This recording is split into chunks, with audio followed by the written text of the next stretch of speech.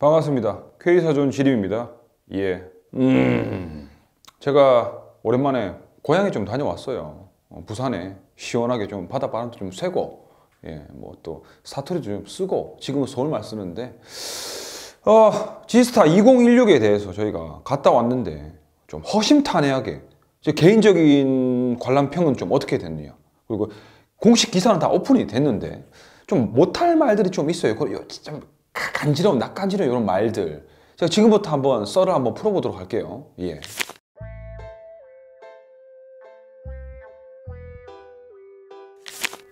저희 K사전이 지스타 2016에 참석을 해봤는데 전체적으로 보면 굉장히 크고 외형 규모라든지 이런 부분에 대해서 더욱더 엄청나졌다, 이렇게 외형 알리기에 주최 측은 좀 급급한 경향이 있는 것 같아요.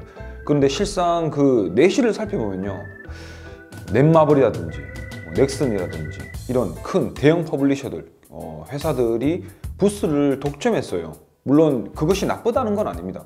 크게 부스도 굉장히 크게 설치해서 최대한 많은 사람이 게임을 시연을 많이 해보고 이런 것들은 저도 나쁘지 않다고 봅니다. 그런데 그것도 정덕것이어야지, 몇몇 회사들이 그렇게 부스 독점을 하다 보니까 좀 다양한 회사들의 게임을 좀 살펴보고자 하는 이런 유저들이 기대 심리를 조금 충족하지 못했다고 저는 개인적으로 그렇게 보고 있어요. 국산 온라인 게임 제작사의 대장격이라고 할 수가 있죠. NC소프트. 제가 알기로는 리니지 이터널이라든지 이런 신작 핫한 게임들이 나올 걸로 알고 있는데, 요번에 아무런 그런 정보라든지 이게 일체 공개가 안 됐고 참여도 하지 않았어요. 오버워치를 제작한 블리자드도 요번에도 불참석을 했습니다. 이게 어떤 의미를 가지냐면, 물론 이게 볼게 규모도 커지고 볼 게 어느 정도 있긴 있는데 뭐랄까 메인 타이틀이 없다는 그런 느낌, 그게 조금 아쉬웠어요.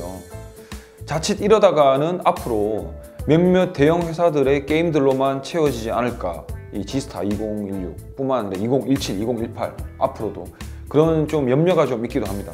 그래서 개인적으로는 이게 될지 안 될지 모르겠지만 지스타 주최 측에서 조금 제안을 다양하게 했으면 좋겠어요.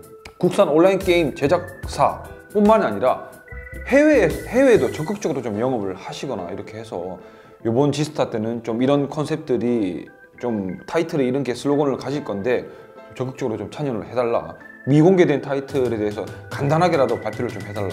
이런 영업을 좀 하셔야 될 것 같습니다. 예.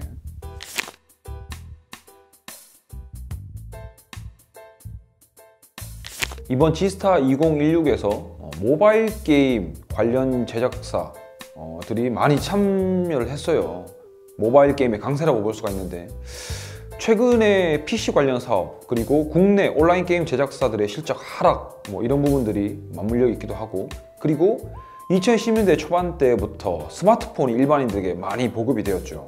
예를 들자면 넥슨만 하더라도, 이번 지스타 2016에 참석한 넥슨만 하더라도 신작이 무려 35종이나 됐습니다. 그런데 그 중에서 25종이 무려 모바일 게임이었어요. 대세가 모바일 게임이 아닌가 하는 것을 방증을 합니다. 다음 지스타 2017 때는 어떨지 모르겠지만 우리 K사전 QM들도 마찬가지예요. 스마트폰으로 예전에 애니팡 그거 맞나요? 그런 것들 캔디 모시기 저는 잘 모르는데 그런 것들을 이제 식사하시면서도 많이 하시더라고요. 예, 그것만 봐도 모바일 게임이 이번 지스타 2016에서도 굉장히 초강세였습니다.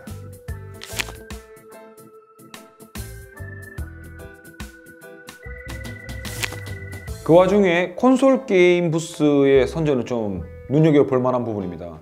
작년에 이어서 또 이번에 소니 플레이스테이션 부스가 설치가 되었죠.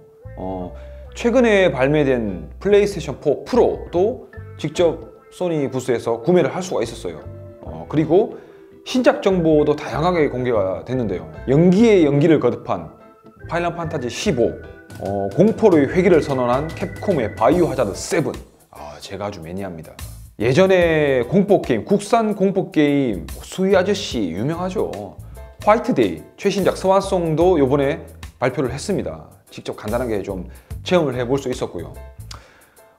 뿐만 아니라 반다이 남코가 무려 참석을 했어요. 드래곤볼 제노버스 2, 건담 이런 것도 좀 살펴볼 수가 있었고, 또 반다이 남코에 있던 게 또 원피스 원피스가 있었죠.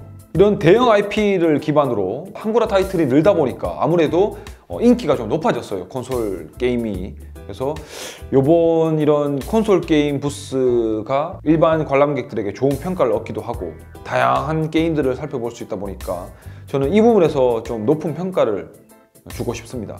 예.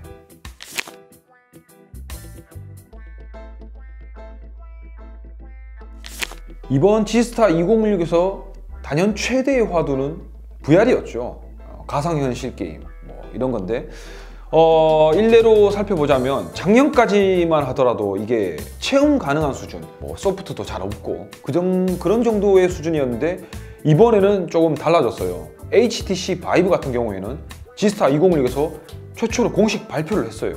가격이라든지 지원된 인프라, 뭐 소프트 이런 것들을 공식 발표를 했기도 하고, 플레이스테이션 VR 같은 경우에는 다양한 게임들이 이렇게 시연이 가능하기도 하고 심지어 판매까지 이루어지기도 하는 작년과는 확실히 달라진 분위기를 이렇게 반증을 합니다. VR 관련된 기기들을 체험을 하려고 그러면 굉장히 오랜 시간을 기다려서 플레이를 할 수가 있었습니다. 앞으로 이 VR 관련된 기기가 어느 정도까지 발전될지 모르겠지만 솔직히 아직까지는 좀 관련된 기기들이 좀 비싸요. HTC 바이브 같은 경우는 125만원, 120만원대예요. 오큘러스 리프트도 마찬가지거든요. 아직까지 그 VR 관련된 게임들을 플레이를 하려면 좀 비싸다 보니까 이게 좀 가격이 좀 떨어져야 될 것 같습니다. 그러면 VR이 조금 더 재밌게 우리가 게임을 플레이해 볼 수 있을 만한 여건이 갖춰질 것 같아요. 예, 개인적인 바람이었습니다. 예.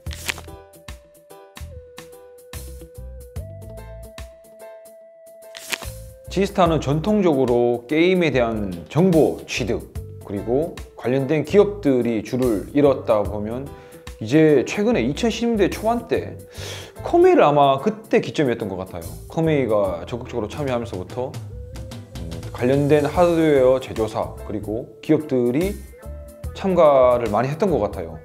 요번 지스타 2016만 보더라도 에이수스, 기가바이트, 그리고 커메이, 제닉스, 앱코 등 다양한 이런 하드웨어 관련된 회사들이 참가를 많이 했어요.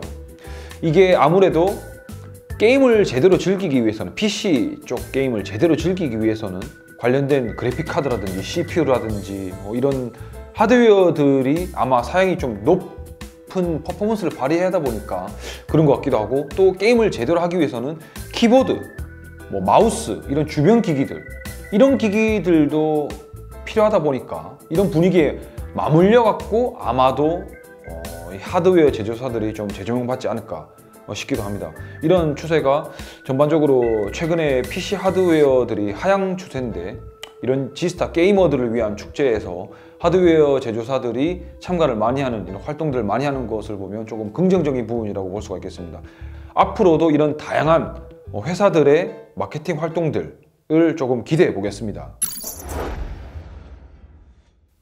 이상 개인적인 관람평을 여기에서 마치도록 하겠습니다. 그런데 이번에 놀지를 못했어요. 가서 그게 좀 아쉬운데, 갈 때마다 밤을 새야 되고 우리 스태프들이 좀 개고생을 하는데 고생 많으셨습니다. 그리고 봐주시는 콘텐츠를 봐주시는 우리 회원 여러분들과 방문객들 여러분께도 다시 한번 감사의 말씀을 올리고 싶고요.